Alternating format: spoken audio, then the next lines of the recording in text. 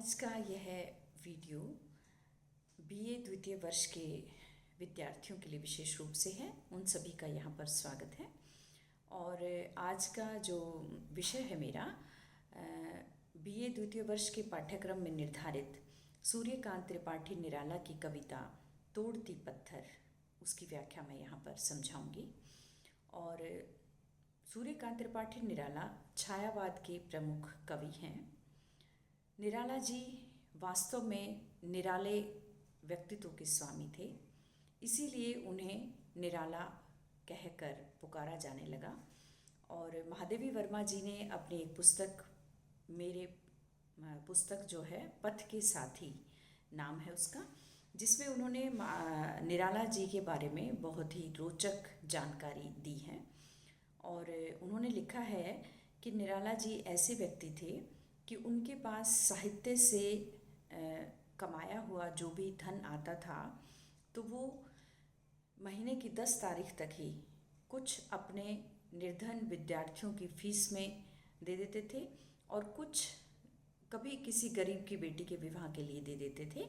और इस प्रकार 10 तारीख को ही वो बिल्कुल खाली हो जाते थे कि 2 वक्त की रोटी का जुगाड़ करना भी उनके लिए मुश्किल हो जाता था। और महादेवी जी उन्हें अपने बड़े भाई की तरह आदर देती थी। तो एक बार उन्होंने कहा कि आप सारे पैसे 1 तारीख को मुझे दे दीजिए और मैं आपके जो है अर्थव्यवस्था, आपके घर की जो है उसका ख्याल रखूँगी। और इस प्रकार से उन्होंने अपने हाथ में ले लिया। लेकिन 10 तारीख से पहले ही, वैसे ही जैसा उनका स्वभाव था, वो किसी न किसी कारणवश उनसे रुपए ले गए। और अंत में महादेवी जी भी थक गई कि आप दादा, आप नहीं सुधरेंगे। तो इस प्रकार ऐसा व्यक्ति, इतना निश्चल हृदय का और इतना दयालु, जो कि अपने जीवन को कठिनता में बिता लेता था लेकिन दूसरों की दुख तकलीफ़ें देख नहीं पाते थे। तो इस प्रकार हम देखते हैं कि इस कविता में भी उन्होंने, ऐसा लगता है कि उन्होंने प्रत्यक्ष देखा है इस घटना को और उनका मन ऐसे द्रवित हुआ कि तुरंत ही उन्होंने इस कविता को लिखा। वह तोड़ती पत्थर, देखा उसे मैंने इलाहाबाद के पथ पर, कि इलाहाबाद के मार्ग पर मैंने एक मजदूर स्त्री को पत्थर तोड़ते हुए देखा। जिस समय ये कविता लिखी गई है 1919 के आसपास, उस समय आज की तरह कोई बड़ी बड़ी मशीनें नहीं होती थी जिनसे कि पत्थरों को तोड़ा जाए। सब काम हाथों से होते थे। और कोई सड़क वगैरह वहाँ पर बन रही होगी जहाँ पर ऐसा चित्र हमारे सामने आता है कि वह एक मजदूर स्त्री जो है उन पत्थरों के टुकड़े कर रही थी। तो उन्होंने उसे देखा। नहीं छायादार पेड़, वह जिसके तले बैठी हुई स्वीकार, श्याम तन भर बंधा यौवन, नत नयन प्रिय करम रत्न मन। कि जहाँ पर वह अपना कार्य कर रही थी उसके आसपास कोई छायादार वृक्ष नहीं था, अर्थात वह धूप में बैठी थी और स्वीकार, फिर भी उसे अपनी स्थिति स्वीकार्य थी।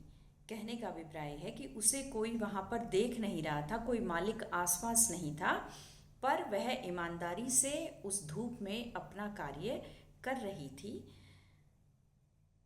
श्याम तन भर बंधा यौवन, कि उसका सांवला शरीर, भर बंधा यौवन, और वह युवा स्त्री थी, कि वह सांवले रंग की युवा स्त्री थी जो कि धूप में बैठी हुई पत्थर तोड़ रही थी। नत नयन, और उसके नेत्र झुके हुए थे। प्रिय कर्मरत, और वह अपने प्रिय कर्म में, अर्थात जिस भाव से वह उन पत्थरों को तोड़ रही थी, तो ऐसा लगता था कि वह अपने काम में पूरी तरह से मन लगाकर उसको कर रही है। उसका काम उसे प्रिय लग रहा था, मतलब कि वो ना खुशी से उसे नहीं कर रही थी। कि एक इलाहाबाद के मार्ग पर एक मजदूर स्त्री को मैंने पत्थर तोड़ते हुए देखा।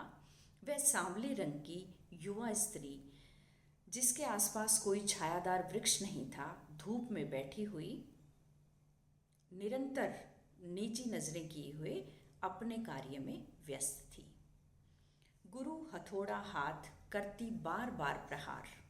गुरु का अर्थ है बड़ा, भारी। यहाँ पर गुरु का अर्थ है भारी, कि एक भारी सा हथौड़ा उसके हाथ में था जिससे वह बार बार पत्थरों पर प्रहार कर रही थी, बार बार पत्थरों पर चोट कर रही थी। सामने तरु मालिका अट्टालिका प्राकार, और उसके सामने पेड़ों की कतारें थी। जहाँ वह बैठी है वहाँ पर कोई छायादार वृक्ष नहीं था, लेकिन उसके सामने ही पेड़ों की कतारें थी और अट्टालिका प्राकार, और बड़ी बड़ी अट्टालिका, बड़ी बड़ी इमारतें जो है, बड़े बड़े इमारतों के पंक्तियाँ, यानी उसके सामने छायादार वृक्ष भी थे और वहाँ पर बड़े बड़े घर भी थे।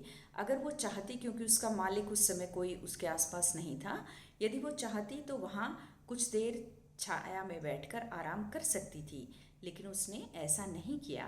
वह धूप में लगातार बैठी हुई अपना कार्य कर रही थी, जबकि उससे कुछ दूरी पर, जहाँ पर शायद कवि खड़े होंगे, वहाँ पर बड़ी बड़ी इमारतें और छायादार वृक्ष भी थे। और धूप भी कैसी, आगे वो वर्णन करते हैं। चढ़ रही थी धूप गर्मियों के दिन, और वह एक गर्मियों का महीना था। चढ़ रही थी धूप, और धूप अपने चरम पर थी। कहने का तात्पर्य है कि लगभग दोपहर होने को थी। दिवा का तम तमाता रूप उठी झुलसाती हुई लू। दिवा का अर्थ है सूर्य।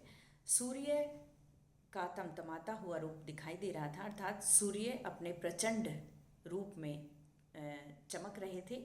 और उठी झुलसाती हुई लू, और तभी पूरे शरीर को झुलस देने वाली लू, गर्म हवाएं चली।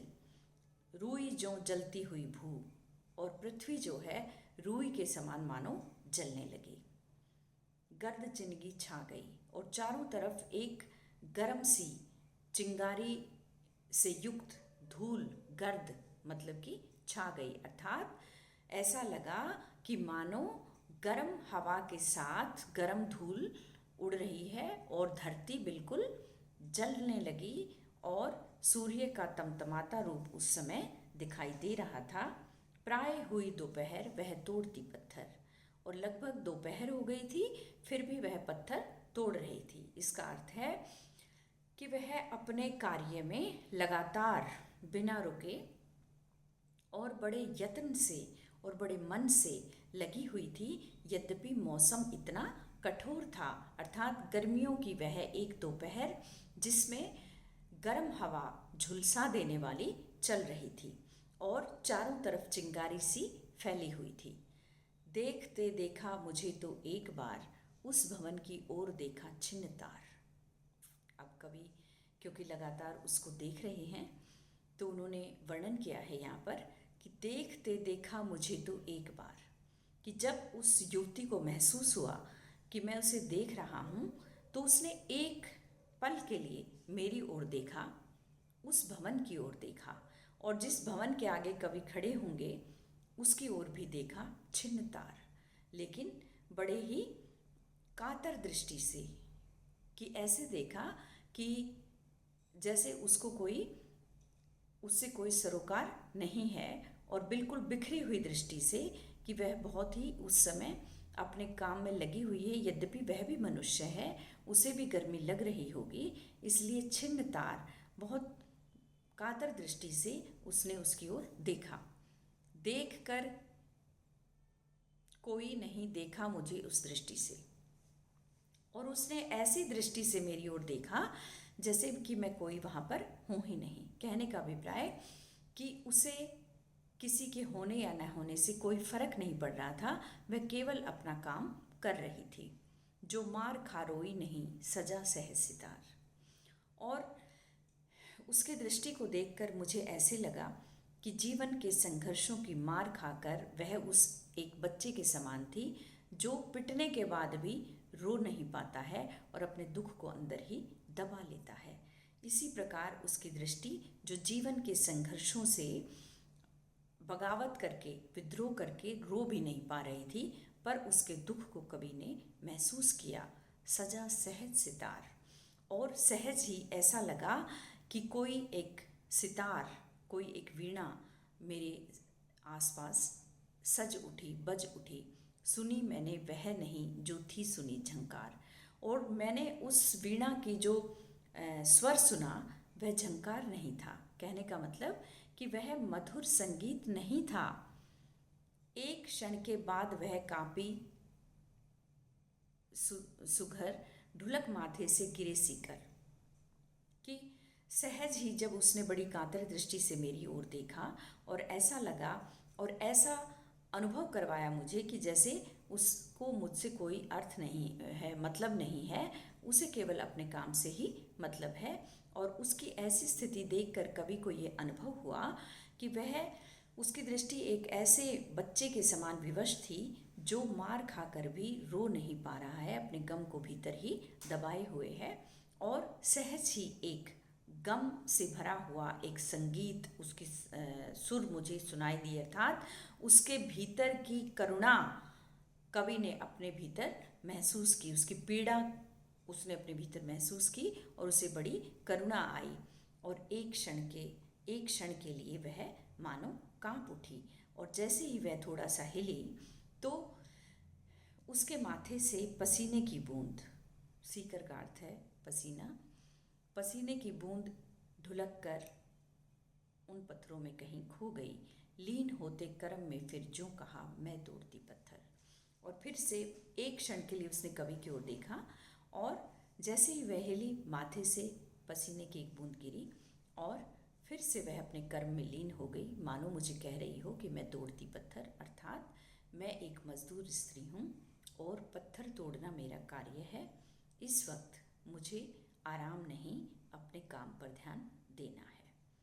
तो इसमें विशेष यही है कि निम्न वर्ग की, मजदूर वर्ग की पीड़ा और उसके कठोर जीवन का मार्मिक चित्रण यहाँ पर कवि ने किया है।